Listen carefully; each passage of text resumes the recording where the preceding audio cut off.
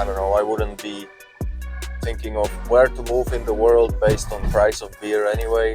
Once there is a hype going on, fear of missing out and things like that, that's even stronger emotion than being just greedy. The only thing that I can imagine, Croatia is cheaper than Serbia. So welcome back everybody, welcome back to the Balkans. We have another drive and talk video in front of us, so let's get right on it. Today I will be a little bit all over the place, but the main topic should be what's the real cost of living in the Balkans. It obviously depends what country we are talking about. If we're gonna talk about Croatia, it's gonna be more expensive than Italy most likely in certain areas.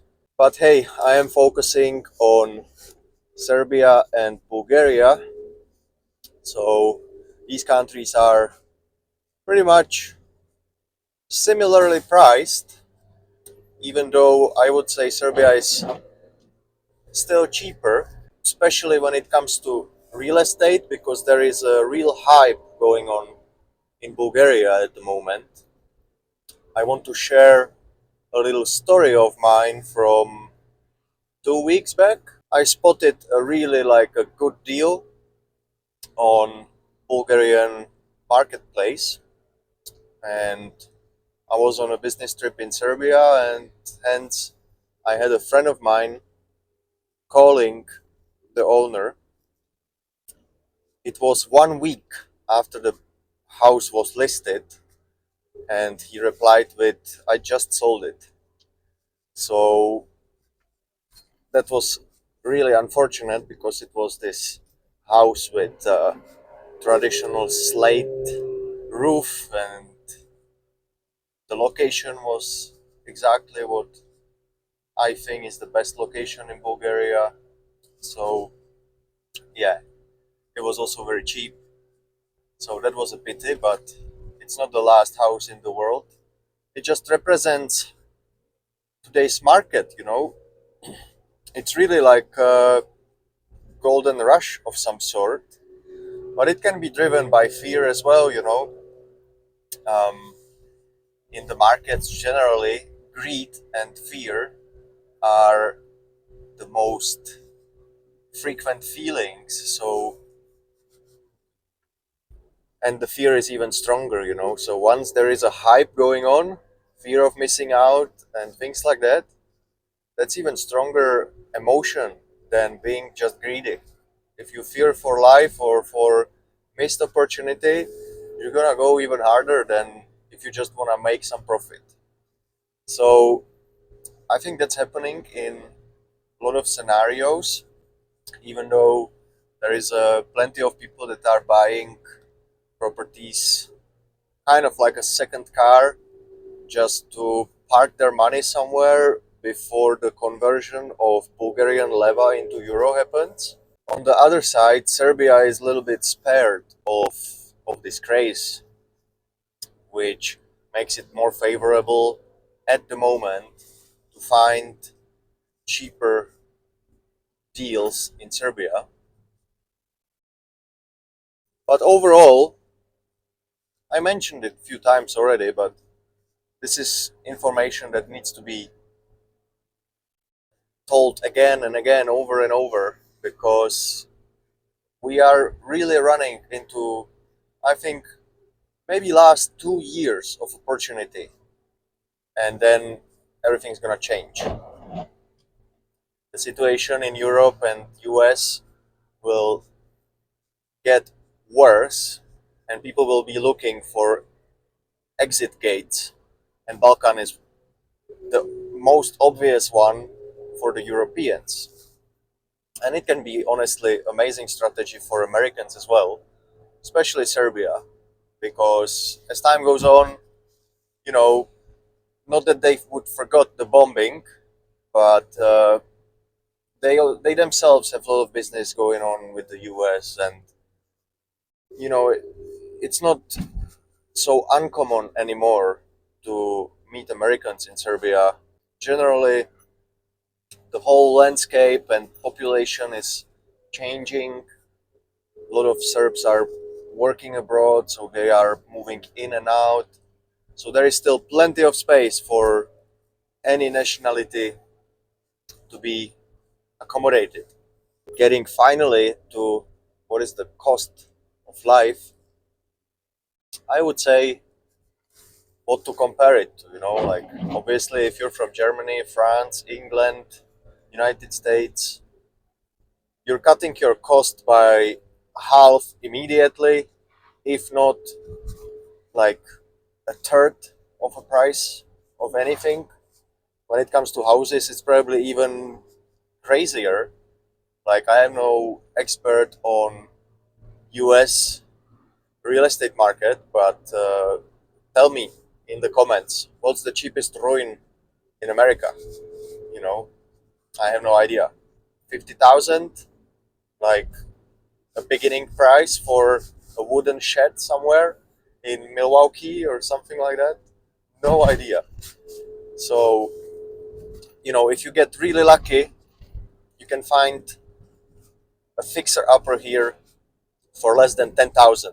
I'm not saying 5K anymore because situation is changing rapidly, and honestly, yeah, it really is almost not happening that you will find a house for 5,000. Then if you want something comfortable, like immediately open the door and live, we're probably talking 40,000 as a beginning price. And then if you want something that equals almost to luxury, we are talking like 100,000 euro for like a place that you don't even have to paint the walls, like really like move in luxury sort of scenario. Then you have different costs, which are energies and other utilities. So we have water, of course, which is almost for free. In certain villages where I am located, the water is literally for free, but it can happen that like 2 months of a year you're not having it. You have to be sorting it in a different village where they still have it, things like that. So that's why it's for free, because the reliability is slightly different. Electricity, one of the cheapest, if not the cheapest in Europe. I think there is one other country that has it cheaper. Now, don't take me for my word. It might be Norway because it has all the hydro, but I'm not sure which country it was. Basically, Serbia is still on the top three for sure. Top three cheapest electricity. Gas. I have a really amazing comparison to make. So basically, like, do you know those little camping stoves where you can just change the little gas container and cook your tea or noodles and stuff like that? So I'm using that a lot, and still here with all the development in Russia and Ukraine, and how the prices of all these like oil and gas, things like that, went up since that time. Still here, I go to like a Chinese store or any hardware store, they have them too. And I think it's because they stockpile things like that. They still have pretty much the prices pre-Ukraine. So, like, let's say you go to Decathlon, a famous French sport and camping store, and you buy one of them there, it's gonna be like 4 euros. And here I'm buying for like €1 20 cents. So that's just a comparison. The same will be for the gas that goes into your house. On the other hand, fuel for your car, diesel and petrol, they are for some reason same price like everywhere else in Europe. Actually, that's the only one thing that's cheaper in Croatia because they put all the additives there, like the bio diesel and whatnot, and maybe they have lower taxes on that. So that's the only thing that I can imagine Croatia is cheaper than Serbia. Then we got food. Food is still very affordable and local sourced. Now again, I don't know how to compare. There is the Big Mac index and things like that. I don't go to McDonald's. So, for example, if you go to like a big food chain store, like Lidl and things like that, um, you're gonna have similar prices, like say in Germany. But if you go to a restaurant, that's probably like 15 years ago in Germany. Like you're comparing probably some kiosk next to like a Bahnhof in Germany, next to a train station or currywurst or something like that, to full table of food here. Like it's really that that much of a difference. So that's interesting because obviously your workers' costs are smaller. The hourly wage is lower and so on and so forth. So for that reason, the food is cheaper. Looking for a parking spot. What else? Then you have your beers and things like that.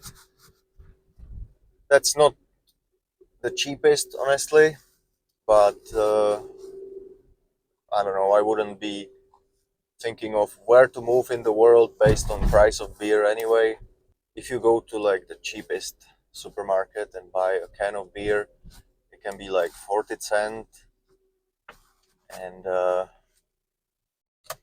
if you go to, oh, it's busy here. If you go to like a restaurant, it's probably gonna be almost close to 2 euros in certain cases, if it's draft beer for sure. So yeah, it's getting really busy here. I'm getting a little bit sidetracked by all the traffic, so I might leave it here. I hope this video was insightful,